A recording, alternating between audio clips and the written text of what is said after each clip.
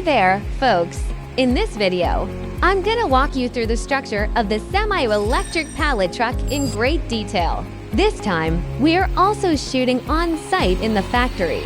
Its main structure is composed of parts such as the vehicle body frame, the driving system, the fork, and the operation handle. The ascending process of the fork is achieved precisely by continuously applying pressure here.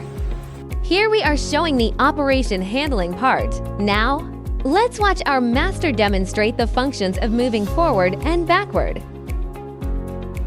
Here is the electric drive device. It includes components such as the integrated drive wheel and the battery, which provide power for the movement of the pallet truck.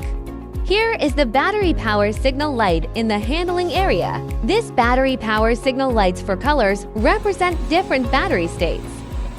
If you have anything else you'd like to know, feel free to have a private chat with me.